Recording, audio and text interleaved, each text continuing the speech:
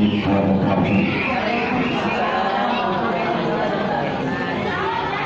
Alhamdulillah, alhamdulillah wa syukurillah. Salatu wassalamu ala rasulillah Sayyidina wa ala Muhammad bin Abdullah wa ala alihi wa ashabihi wa wala.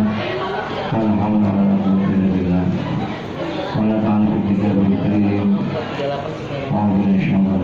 Bismillahirrahmanirrahim. Ati Allah, ati Rasul, ulil amri minkum. Qala Nabi sallallahu wa may yuridillahu bihi khairan yufaqihuhu fid-din. Sadaqallahu Rasulullah sallallahu alaihi wasallam. Inna ahsanal kalam wa khairal kalamullah liman ta'ala. Wa ba'du. Ibu sekalian yang taklim yang terhormat yang dimuliakan Allah Subhanahu wa taala. Alhamdulillah wa syukurillah. Pada kesempatan pagi hari ini kita dipertemukan oleh Allah Subhanahu wa taala di tempat ini, di musala ini. Mudah-mudahan pertemuan kita ini senantiasa diberkahi oleh Allah Subhanahu wa taala. Semoga kita sehatkan badan kita, memberkati diri kita, diberikan ilmu yang manfaat kita akhirat. Salawat serta salam kepada jasa Allah Muhammad sallallahu alaihi wasallam, keluarga dan para sahabatnya, semoga kita dapat menjadi suriawannya dan mendapatkan syafaat Rasulnya. Sebelum kita lanjutkan, saya ingatkan kembali bahwasanya kajian kita pada kitab Bulughul ini masih dalam bab sholat, terutama tentang berjamaah, sholat berjamaah dan imamah. Dimana kalau kita pelajari hadis-hadis yang sudah, bahwasanya kita sangat dianjurkan untuk sholat berjamaah. Di samping nilainya yang lebih tinggi 27 derajat ketimbang sholat sendiri, dan manfaat lainnya juga sangat besar, terutama ketaatan kita dan kepatuhan kita kepada pemimpin. Makanya ada syarat-syaratnya jadi imam dan juga jadi makmum. Dan imam yang diangkat ini terutama imam sholat, ya, imam sholat itu cerminan daripada pemimpin yang ada di masyarakat. Karena praktek sholat itu secara rutinitasnya 5 waktu itu adalah pekerjaan yang berulang. Maghrib, isya, subuh, zuhur, asar, setiap hari dan malam begitu perputarannya, dengan syarat dan bukti yang sama, dengan rakaat bilang rakaatnya sama dan lain sebagainya. Akan tetapi banyak orang Islam yang tidak menyadari bahwasanya itu bukan sekedar rutinitas menggugurkan kewajiban, ya. Jadi sholat terutama berjamaah itu seharusnya menjadikan kita hidup setiap hari itu lebih bermakna. Berbeda sholat subuh yang kemarin dengan yang tadi pagi, yang dari besok, itu sangat berbeda. Kalau kita sholatnya pakai perasaan, kita sholatnya kita benar-benar hadir di hadapan Allah, kemudian setelah salam kita wujudkan dalam keseharian kita, dalam praktek amal yang nyata, bahwasanya apa yang kita lakukan baik hablum minallah, hablum minannas itu semata-mata lillahi ta'ala, semata-mata karena Allah. Bukan hanya rutinitas di mana kita sholat jamaah rajin, tetapi setelah itu kita berbuat kejahatan juga rajin, ngomongin orang juga rajin, galak sama anak, sama laki berbuat yang nggak baik, maksiat juga rajin. Itu artinya apa? Sekedar rutinitas, tidak ada makna dalam arti sholatnya, dalam arti berjamaahnya. Makanya ya keseharian kita itu sebaiknya senantiasa kita introspeksi bagaimana kondisi diri kita terhadap sholat yang kita lakukan, baik sendiri apalagi berjamaah. Kalau sendiri kita mesti nilainya cuma 1, benar sendiri, kusuk sendiri, ya batal sendiri, ya mau rapi nggak rapi ya sendiri. Tapi kalau berjamaah, baik bersama suami, berdua, bertiga dan sebagainya, minimal jamaah kan berdua, itu punya nilai plus. Ya, plusnya apa? Kita saling mengingatkan, kita saling ya menopang, kita saling asal sudah dalam hal kita melakukan pada sholat dengan baik. Nah, oleh karena itu pada hari selanjutnya ini dibutuhkan imam yang bijak, ya, bukan hanya pintar tapi bijaksana, bijaksana. Karena ada imam yang pintar, hafalannya banyak, ya, dia hafal Quran, tapi begitu dia mengimami, dia baca ayat yang panjang, surat yang panjang, surat Al-Baqarah dia baca, mentang-mentang apa? Itu enggak sesuai tuntunan. Habis itu surat An-Nisa, makanya ada teror semua. Ya, seperti hadis yang lalu kita bacakan bahwasanya Mu'adz bin Jabal itu mengimami itu dengan lagi, apakah kau ingin buat fitnah dengan membaca surat Al-Baqarah?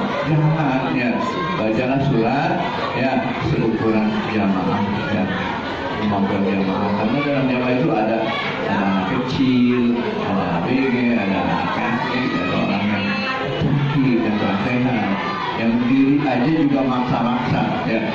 Makanya imam itu harus benar-benar bijak, ya. Hadis yang 434 kita baca. Bismillahirrahmanirrahim. Qala mu'allif rahimahullah wa nafa'ana bi ulumihi wa amadana bi amin.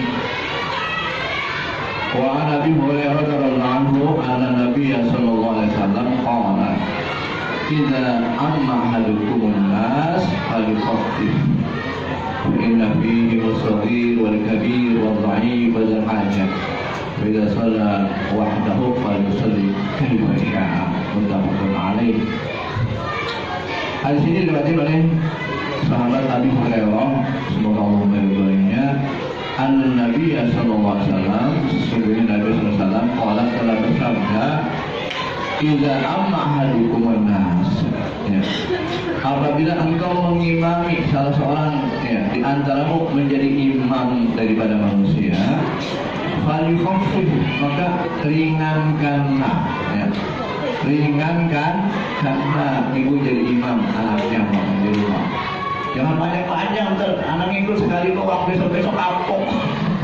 Ibunya mentang-mentang apa? Tabarok, rupanya tabarok. Mulut gue. Anaknya bisa anak. Besok aku kan ikut makan, capek lama, males. Ya, jadi falyukhaffif, ya, ringankan. Ya, Nabi kalau disuruh milih dua pilihan, Bu, dua pilihan. Nabi yang milih yang lebih ringan. Enggak yang berat-beratnya, yang lebih ringan, ya. Kenapa? Ringan itu tidak membebani diri, tidak membebani orang lain, ya. Sebab apa? Prinsipnya ad-dinu yusrun, agama itu mudah, gampang. Kok agama susah, dia nggak ngerti, dia nggak tahu, atau ngerti tahu kebablasan, nggak paham, ya. Kadang-kadang ngerti tahu, kemudian dia targetkan dirinya, saya harus hatam semalaman, ya, baca Quran, saya harus baca 1000, 2000, 3000, nggak begitu ajarannya, ya. Nah, Nabi udah mengukur tasbih aja udah diukur. Kenapa sih 3-3 habis sholat? Subhanallah 3-3, alhamdulillah. Alhamdulillah 3-3. Itu biqadri ya kuwati umat Nabi. Ya, itu dengan kadar umat Nabi, umat Muhammad itu jangan banyak-banyak, tapi yang penting apa? Istiqomah. Terus 3-3 kalau berjamaah. Kalau mau sendiri ya terserah. Mau 100, 200, 1000, 2000 terserah pilihannya. Tapi kalau jadi imam, jadi pimpinan majelis taklim kek, ya pimpinan ibu PKK kek, pimpin orang dah pokoknya. Jangan diberat-beratin. Ya, ntar jamaahnya gerundel, kapok, capek, ngeluh, ngedumel, nggak ikhlas. Ujung-ujungnya apa? Hebat tapi nggak ada nilai di sisi Allah. Ya, bagus tapi nggak ada nilainya, nggak ada keikhlasan. Coba aja ibu doa yang lama ya maaf, dari angkat tangan tinggi lama-lama turun lama-lama. Kalau udah paham dah, udah dipahami, udah capek dia, jangan diterusin gelutin. Aduh lama banget ini pusat, lama-lama di sini gelutannya. Ya, kita harus tahu, ya harus tahu bagaimana hal jamaah itu. Jangan semau kita, mentang-mentang kita kuat, kita bisa apal, membaca semua wajib dibaca. Padahal dia belum tentu ngerti. Lu minta apaan sih, banyak banget. Boleh apa itu? Bagi itu semuanya dibaca. Ya, padahal jamaahnya kesian. Baca aja Rabbana atina fid dunya hasanah wa fil akhirati hasanah wa qina adzabannar. Doa yang paling enak apa sih Bu? Doa yang paling enak. Doa yang paling enak tuh Allahumma fiha subhanallahumma wa tahiyyatun fiha salam. Alhamdulillah rabbil alamin. Makan gitu. Doa apa aja udah lapar. Naik langit itu bumi. Udah naik langit itu Bu, bedanya. Ya, udah ikhlas banget. Sama itu lagi ya. Karena perut kita lapar udah ngantuk. Nah, itu tandanya secara psikologi jamaah kita sudah minta udah apa? Udah ketemu nih dari apa tinggi udah nyampe ke langit ikhlas banget ya. Doanya amin, pertama amin musuh amin, amin, tiga amin, lama-lama. Yang betul doa apa sih? Ya, apalagi campur bahasa Indonesia, kamu sudah ya begitu ya. Ya, nih coba tidur ya. Nih, jadi ada yang kan ada jadi pemimpin majelis taklim, ya, ada yang suka pertanyaan taklim, punya tahu dan sebagainya. Coba dah diringankan, ya. Insya Allah jamaahnya senang. Kalau yang udah kebablasan karena yang jangan diterusin. Udah biasa begini, ya udah biasa cuma capek zaman ini udah ya. Coba diringankan. Yang penting istiqomah. Kalau dia senang, dia mau istiqomah. Kalau dia aduh ini mau hati makanya aku bakal belain diri dah gitu. Aku nggak mau jadi akhirnya dia lama banget apa. Akhirnya apa? Akhirnya jamaah kita nggak terpelihara. Karena apa? Karena semangat beragama yang berlebihan, overdosis ya, sehingga jamaahnya bakal nggak mampu. Mau ibadah overdosis ada, enak. Jangan dikata obat tuh anak ibadah overdosis juga ada. Udah ngantuk dipaksain, diganjel matanya nggak boleh segitu. Ya. Kalau sholat taraweh, di taraweh keluarga dua yang dua, hadum nas, balik kopi. Artinya ini bukan hanya imam sholat ya, mengimami, memimpin anas manusia. Balik konflik. Jadi Bu RT jangan galak-galak, jangan sering-sering dibantu. Susah banget. Ya orang jangan dipersulit, berilah kabar gembira, jangan ditakut-takutin mereka kabur. Ya, indah banget tuh kalau kita perhatikan ajaran agama. Insya Allah. Dan dari proses sholat berjamaah ini terutama memilih imam yang benar-benar mengerti dalam agama. Sampai ditegaskan sama Nabi, baik Nabi Musodir, karena dalam berjamaah itu dalam kepemimpinanmu itu ada anak-anak kecil yang akalnya belum sampai, belum sempurna. Ya, ribut ramai. Itu kan memang anak-anak kelamaan. Akhirnya dia capek kabur aja. Soalnya berantakan semua, ya, berantakan semua. Wal kabir dan orang-orang tua yang sepuh, yang diri aja udah dengkulnya apa namanya derdek. Ya, dia mampu diri udah bagus. Ya, wadoaim orang yang lemah, ya, wazal hajati dan orang yang punya hajat, ya, pengen buru-buru ditungguin temen, makanya lama banget, buru-buru mulus. Imamnya lama lagi, udah selalu mimpin apapun kalau mau ringankan beban ya, yang dipimpin, insya Allah disukai sama orang-orang yang dipimpin. Berilah kabar gembira, jangan ditakut-takuti. Ya, kemudian juga permudah, jangan dipersulit.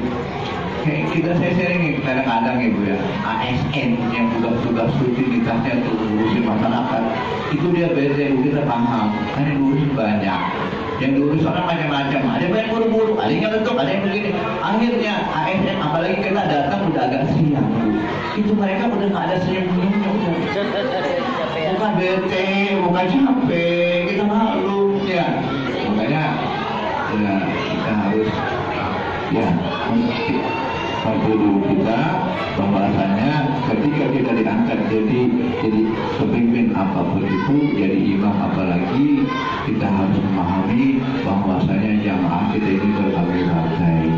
Yang penting kita sudah bincang, nggak mungkin kita bisa memuaskan semua pihak ya. Yang penting sudah secara umum kita sudah melayani dengan sebaik-baiknya. Ya, yang seperti saya katakan, kalau masih baperan jangan jadi pimpinan dah, nyakitin hati doang, jangan jadi pemimpin dah. Ya, ini kan nggak semuanya enak. Kalau yang ngeselin, ya, ntar satu umpamanya panitia yang ngeselin, wajib panitia, gua masa tinggalin apa lagi. Ibu tinggal baper nggak? Tinggal dulu. Ya, artinya apa? Ketika manusia pikirannya gerak sama dengan hewan, makanya punya pikiran dipakai. Kalau ngomong mikir dulu nggak bu? Mikir. Ngomong masalahnya mikir dulu nggak? Mau ngomel mikir dulu nggak? Mau marah-marah mikir dulu nggak? Agak marah-marah nggak? Ngomel aja. Marah tuh emosi itu ngilangin pikiran udah. Seenak-enak aja mau anak aja dikagak kenalin, anak siapa ini? Kalau bisa gue masukin aja dulu. Ya, itu kalau sudah pikirannya dibalut emosi, ya, enggak, pikirannya kalah. Kalau hatinya emosi kan di sini ya. Kalau sini masih normal, insya Allah dia masih bisa memikirkan apa yang harus dikatakan, apa yang harus diperbuat. Ya, hati boleh panas tapi pikiran jangan. Ya. Panasnya di sini bu. Sholat wahdahu falyusalli kaifa syaa. Ya, apabila engkau sholat sendiri, falyusalli kaifa syaa. Sholat dekat hatimu. Ya. Kalau sholat sendiri ya terserah, mau baca satu juz sekali satu rakaat ya, mau sekali hatam, sendiri apalagi janda, nggak ada yang gangguin, anaknya pada gede semua, itu sekali kayak baca, silakan ya, orang yang sendiri itu mau mendekatkan diri kepada Allah, tapi ingat Allah enggak ya memaksakan hambanya di luar batas kemampuan. Jangan kita mendolimi diri kita ya. Artinya apa? La yukallifu nafsan illa wus'aha. Allah enggak membebani diri kita kecuali hanya sebatas kemampuan kita. Itu harus kita sadari. Walaupun kita kuat, jangan dipaksa. Jangan jadi apologi kita ini harus ya, memaksakan diri kita melebihi kapasitas ya. Nanti kita sendiri yang berusaha ya. Kita menerima diri kita walaupun kita kuat ya, sederhana tapi juga jangan lemah ya. Kalau lemah minta sama Allah kekuatan, itu tinggal minta sama Allah. apapun itu kita usahakan awsatuha khairul umur awsatuha, sebaik-baik perkara itu yang sederhana, tidak lebih tidak kurang. Bisa nggak Bu? Susah. Yang bisa ngatasin cuma Allah. Kita manusia bisanya lebih, kalau nggak banyak kurang. Kalau pas itu datangnya dari Allah. Pas itu ada benar, pas. Kebenaran adalah dari Allah. Kita tempatnya salahkan lupa. Baikkan khairan Allah, baikkan syarran min nafsi. Itu akuinnya. Kalau ada kebaikan itu mutlak dari Allah. Ya, ini karena syarran min nafsi. Kalau keburukan kejelekan itu dari diri kita sendiri. Tapi kebanyakan manusia mengklaim dirinya paling benar, yang lain salah. Ini jadi masalah sedunia. Sedunia benar berantem, ya kan? Kebanyakan ibu gue benar, suaminya gue yang benar, ini yang benar, berantem. Sama teman gue benar, berantem, salah, berantem. Semua orang mau disalahin. Ya. Padahal hak mutlak kebenaran hanya dari Allah. Kalau dari Allah baru benar. Bagaimana caranya? Yang benar manusia adalah tempatnya salah dan lupa. Ngaku aja salah, insya Allah berpelukan dah. Walaupun belum tentu salah ya. Memangnya tempat salah dan lupa. Salahnya apa? Kita nimpalin orang yang emosi ya. Jadi gue yang salah. Ibu ngaku salah. Jadi berantem nggak sama suami? Suaminya juga ngaku salah. Enak nggak? Iya maaf, bapak yang salah. Ya, mama yang salah. Masalahnya berbuat benar, itu yang perang ada berbuat benar. Dia merasa ini. Yang keduaku, ayyukum ahsanu amala. Siapa di antaramu yang terbaik amalnya? Bukan hanya baik, yang terbaik amalnya. Ya. Nah, itu bisa kita lakukan kalau kita minta sama Allah dan kita berusaha semampu kita untuk membuat yang terbaik. Apalagi kita menjadi pemimpin, menjadi imam, entah itu imam salat, entah itu imam di masyarakat, semuanya harus kita minta pertolongan Allah biar kita bisa melaksanakan amanah imamah itu dengan bijak, sesuai dengan yang dipetunjuk Allah dan semampu yang kita bisa yang mengurus ya jamaah. Boleh kalau kita ikutlah perbuatan jelekmu dengan perbuatan baik. Yang bisa menutup kejelekan adalah kebaikan. Yang lalu sudah orang tidak datang baik, ada masa lalu masing-masing. Kita semua punya masa lalu yang jelek, yang kelam. Jangan disesali, tapi tutupi. Dengan apa? Dengan perbuatan baik. Entah itu dengan sedekah, entah itu dengan pertolongan cara fisik, entah itu doa. Yang kita doain, kita pernah mendolimi orang yang pernah ketemu, gimana caranya? Al-Fatihah itu doain. Dulu saya pernah ngomelin orang, sekarang saya mau minta maaf orang yang ketemu, gimana? Fatihah itu doain, udah Fatihah itu bisa menutupi kesalahan kita. Doain mereka biar selamat. Al-Fatihah ya. Banyak kebaikan-kebaikan yang bisa menutupi kesalahan-kesalahan kita di masa lalu. Jangan orang sampai di filmin juga nggak boleh itu Bu. Seseorang itu nggak boleh sebenarnya. Itu udah ditutupin sama Allah. Ya, kenapa dibuka? Katanya buat contohnya nggak begitu. Itu harus inisial. Ya, si A, si B, atau ya itu kita yang tahu. Dan kita minta sama Allah kalau itu kita sadari kesalahan yang mau istighfar, kita ganti dengan perbuatan yang baik yang sekarang mumpung kita masih diberikan kesempatan ya, insya Allah bisa menutupi itu semua. Enak aja ya cerita sama anak Ya, cerita yang an'amta alaihim. Kan gini, suratul ladzina an'amta alaihim, ibu yang salah kita suratul ladzina an'amta alaihim. Mengapa jalannya bagi dulu ngawalon dolim mulu? Kan mintanya suratul ladzina an'amta udah dikasih, an'amta belum, kan sholat di waktu. Kenapa hidupnya mulu, marah-marah mulu, panas ngedumel, hujan ngedumel, ya kan, di rumah ngedumel, di pasar ngedumel, magerugi namanya. Magerugi penuh dengan kebencian. Bukannya nggak ada enak-enak gitu. Walau dolim itu orang nyasar, orang Sholat mah sholat, tapi ya begitu, sholatnya nggak ada makna dalam hidup. Masih magdubi, penuh kebencian, kedokteran, kiri, hasut, dengki, sombong, masih melekat dari ruang dari hatinya. Bagaimana doa, praktek enggak sama, ya. Nah, makanya kita harus benar-benar memahami, ya. Karena setiap kita ini adalah pemimpin, ya.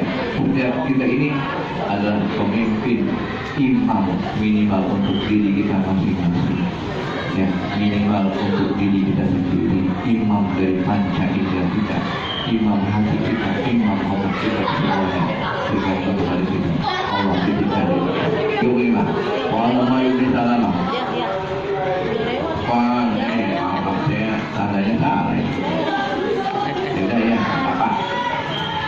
38. Wa Anas radhiyallahu anhu Nabi sallallahu alaihi wasallam qala russu subuhakum wa qaribu bainaha wa hadu bil aqnaqi rahul wa nasai. Russu, luruskanlah subuhakum, barisanmu. Barisan itu ini diajarkan dalam sholat, ya. Bu, tentara itu yang paling hebat di dunia, nggak ada sehebat orang Islam. Cara barisnya yang paling hebat orang Islam. Coba Bu, Ibu lihat di Mekah ketika iqamah sudah dikumandangkan, Allahu Akbar, asyhadu an la ilaha illallah, begitu cepatnya orang membuat show, begitu teraturnya seluruh Masjidil Haram, ya kan? Mana ada tentara yang bisa nyiapin segitu banyak orang dengan satu kode, ya, satu komando, bisa langsung rapi. Itu ibu kasih ke sih kalau waktu itu kan dapatkan, ya, sopnya, udah itu doang. Allah, satu komando, imam dulu takbir, baru Allah, alhamdulillah, ya. Itu umat Islam, ada hanya pada umat Islam. Subuh aku, kata Nabi, ya, luruskanlah sop-sopmu barisanmu. Ini makna luruskan Bu, luruskan hati kita ke Allah, ke kiblat. Lurus hati kita biar khusyuk, jangan belok-belok, hatinya lurusin. Karena sholat, ya, itu kan kode. Luruskan dan rapatkan hati kita khusus hanya kepada Allah. Lagi sholatnya, yang lain udah anak dulu, buang dulu ini, ya. Nah, bagaimana kalau bercerai-berai, ya, hatinya, nah, saling berdekatan, jangan mentang-mentang lurus, ada jaraknya, ya, kita dulu aku COVID semeter, lurus itu bukan begitu, kayak kedekatan ini, ya, kalau bisa sampai pundaknya ini ya, wahadu bil a'naq, ya, ininya pundaknya ini saling berhimpitan. Rawahu Abu Dawud wa Nasai wa Sahahu kita hebat. Jadi antara syariat dengan hakikat Bu, ya, harus dipahami, ya. Sekali lagi, syariat itu adalah undang-undang secara fisik, aturan rukun, ya, aturan rukun wajib rukunnya sholat itu syariat. Tapi di balik itu Bu, kita harus memahami hakikatnya apa sih, ya, apa sih makna setiap waktu kita selesai malam suruh sholat, ya, itu harus kita pahami biar sholat kita bermakna, ya, ada maknanya dalam hidup. Kenapa? Karena sholat itu inti, ya, ibadah semuanya minta tolong ada dalam sholat. Kalau sholatnya kita nggak paham, cuma sekedar simbol apa namanya syariat doang, kita nggak ngerti. Ya, artinya apa? Kalau Allah suruh wasta'inu bisobri wassalah, minta tolonglah kamu semua dengan sabar dan sholat. Artinya apa? Segala pertolongan yang kita minta kepada Allah itu yang terbaik adalah dengan sabar dan sholat. Sholat secara bahasa namanya doa. Ya, sholat secara istilah yaitu dia yang diawali dengan takbir dari masalah. Tapi sebenarnya, ya, sholat itu adalah doa secara langsung, ya. kita bicara langsung kepada Allah. Kalau kita di luar sholat kan kita nggak langsung ya, artinya harus ya baca istighfar dulu, sholat hamdalah dulu, sholawat dulu, ya banyak pengantar-pengantarnya ya. Tapi kalau di sholat itu langsung, terutama kita duduk antara dua sujud al-fili, warhamni, wajibuni, warfa'ni, warlumni, itu semua sudah ada ya. Tapi pengen lebih mantap lagi nih, di sujud terakhir minta, jangan diucapin di mulut, di hati aja ngomongin, ya Allah, mudah-mudahan memberikan keberkahan kepada kami, kepada saya, suami saya, keluarga saya, jamaah saya, semuanya kepada berkah ya Allah. Kalau yang memiliki keberkahan itu, ngomong aja di hati, mau sujud lama juga nggak apa-apa, gambaran syariat. Secara syariat, kalau diomongin yang nggak dicontohin Nabi, itu yang batalin nanti. Yang makanya kalau di hati, ya enggak di hatinya. Makanya sujud banyak itu berdoa ketika sujud yang banyak itu di sini. Di hati minta apa aja, mau bahasa apa aja di sini. Kalau kan lihat hati, ya kan. Kalau secara syariat ibu ngecek pada lagi kan, ya kalau nama ibu mau minta apa sih soalan banyak ya. Bu jangan ngeser ini Bu ya. Wah, begitu kayak kita tabayun dulu. Kita dosa, Bu, minta maafnya susah. Mau pemimpin itu minta maafnya susah. Ya, kita suka sama seseorang yang suka aja lah. Jangan cari kejelekan orang, jangan ngeser. Oh, calon nomor 1 brengsek, nomor 2 brengsek, nomor 3 brengsek juga. Semuanya brengsek. Jangan. Ya, artinya apa? Ya, silakan. Ya, kita memilih yang mana. Tapi jangan pilih Allah. Saya nggak pernah bingung pilih dari dulu Bu. Dia dengan khair. Allah akan memberikan kepada siapa yang Allah kehendaki menjadi pemimpin. Allah angkat derajatnya siapa yang Allah kehendaki. Allah rendahkan siapa yang kehendaki. Dalam genggaman segala kebaikan. Bukan di mulut-mulut orang apa. Ya, saya bingung ya tiga-tiganya hebat. Saya bingung. Ya, udah. Istighfar keluar nomor sekian ya udah. Untuk pribadi loh ya. Kalau untuk sholat saja. Mudah-mudahan pilihan saya yang terbaik ya Allah yang kau ridho. Buku pesolatan dibaca Bu, itu artinya ya. Inna sholati wa nusuki wa mahyaya wa mamati lillahi rabbil alamin. Dalam kehidupan dunia yang lahun walaib, kita jangan dipermainkan, jangan disenda-guraukan. Kita lah yang harus bermain, kita harus yang bersenda-gurau di dalam kehidupan. Yang penting kita punya poin di sisi Allah. Permainan ini Bu, mainnya enak, mainnya gak enak. Aina masuk ibu illa bihabli minallah wa habli minallah akan ditimpa kehinaan di mana pun kamu berada manusia illa bihabli minallah, kecuali menjalin hubungan baik secara vertikal kepada Allah wa habli minallah, dan secara horizontal antar sesama manusia, ya kepada orang tua, kepada suami, kepada keluarga dan semuanya. Itu harus berjalan dengan sebaik-baiknya. Kalau bisa yang bersyukur kepada-Mu, memperbaiki kualitas ibadahku kepada-Mu, ya, dan jauhkan lagi pada segala sesuatu yang Allah murka. Ibu sekalian, itu acara yang saya sampaikan. Saya lupa ini hadisnya sampai 430 ya, insyaallah pada mendengarkan kita akan bahas tentang hadis yang berkaitan dengan masih dengan salat berjamaah. Ada yang mau tanya nggak? Saya nanya Ustaz. Ini tadi apa salat berjamaah ya? Kalau imamnya tadi imam yang lama banget, terus kita kadang-kadang kita ibu-ibu kadang-kadang udah kepengen batal gitu, tapi itu imam lama, kita apa mengundurkan diri jadi jamaah gimana? Boleh mufarokoh ketika kita gak setuju dengan imam, boleh mufarokoh. Mufarokoh artinya Pak, kita sholat memisahkan dari jamaah, kita sholat sendiri, selesaikan sempurnakan sendiri, nggak mau. Tuh pada ngedubel, ikut imam, bukan tujuh. Nah, satu soal sholat jamaah yang nggak diterima adalah diimami sama yang dibenci. Makanya jangan mengangkat imam di RT itu dibenci orang. imamnya dibenci sama Itu orang. pahala jamaahnya dapat tidak tuh? Kita kan semua 2 rakaat jamaah tuh, ya. Iya. Terus yang kedua rakaat lagi ya kita. Kalau niatnya berjamaah ya dapat, cuma di tengah jalan turun gitu aja. Turun dari berjamaah. Oh, sepatu. Ya mudah-mudahan niat jamaahnya dapat, tapi prakteknya turun di jalanan, gua kasih juga suti dong kalau daripada gua Turun di jalan.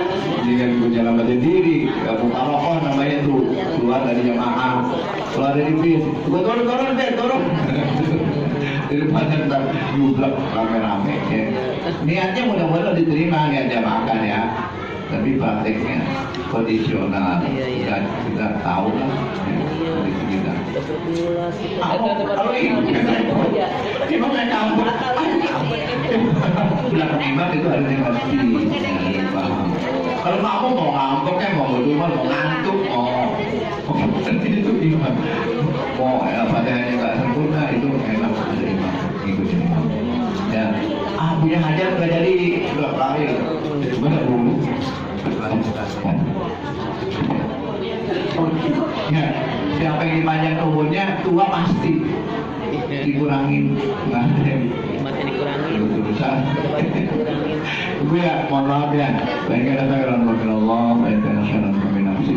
Kalau baik dari Allah, kalau dari diri sendiri, saya juga banyak-banyak untuk tanya dari saya. Ya, begitulah. Mudah-mudahan ada manfaatnya. Ya, wallahu a'lam bishawab. Kebenaran itu datang dari Allah. Bagi yang mau menerimanya monggo.